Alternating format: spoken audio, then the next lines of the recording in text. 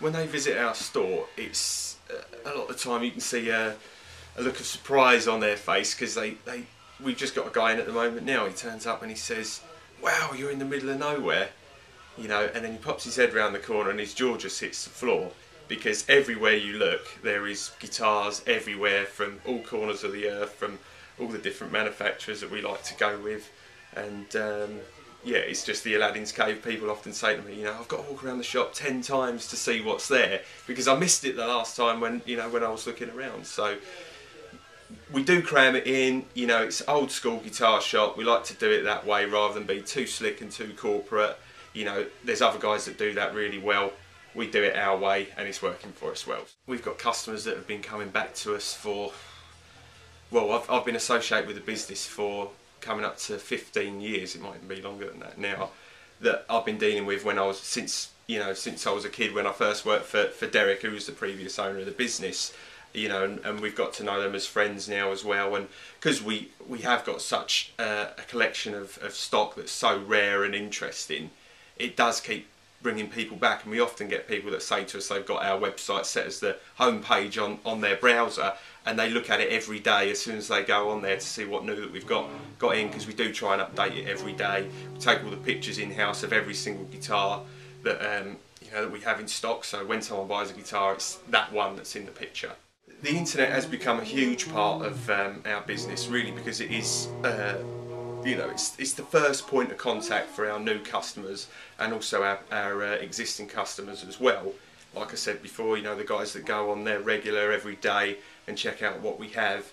But often, you know, people will come in and say, oh, you know, I've seen the website, and they go on and they come in and see us, and you know, and even though I said before we are still an old-fashioned style guitar shop, we don't obviously rest on that. We know that, you know, that's the way that it's going now. Even my great nan has got an iPad now, and it just shows you that, you know, that the technology is just opening up to everybody, and you know, and that is becoming the first point of call now. And there's less that we're doing in terms of our you know, our magazine advertising. Not that I'm against it. It's just we've got so much stuff that we just can't get it all in one, you know, A4 size piece of paper, you know, and the stock's changing so much that, you know, that is obviously our first point of call.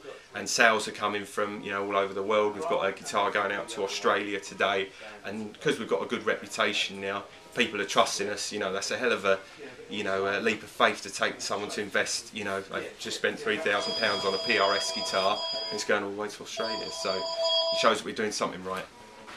Most of our core customers who buy a lot of stuff from us, you know, kind of blues rocky sort of guys, will know Buddy Whittington, formerly of John Mayall's band. I'm not actually sure. He's a great guy, because a lot of people sort of, he's a phenomenal player, Buddy, but it's not like Guthrie Govan comes up here every now and then. A lot of guys, when they watch Guthrie, they're just like, I'm never ever going to be able to play like that. But with Buddy Whittington, he's a fantastic player. But a lot of guys, you know, maybe in their mid-40s and above, you know, even some younger guys, they can watch Buddy and go, yeah, that's, you know, that's something that I can aspire to. He's a great player, but it's not like watching Guthrie the Wizard, you know, what can I say about him that hasn't already been said anyway. So of course we get Guthrie up here as well. Comes up from time to time. We even sold a load of stuff in the past to the guys out at the Prodigy. Keith Flint, he ended up buying, I think it was 5 Rory Gallagher Strats off me from the first run, which were all master built, and he just particularly loved that guitar. Didn't even know who Rory was, but just loved the beat up look and stuff, and just that was it. But we get Nick Kershaw in, he's local.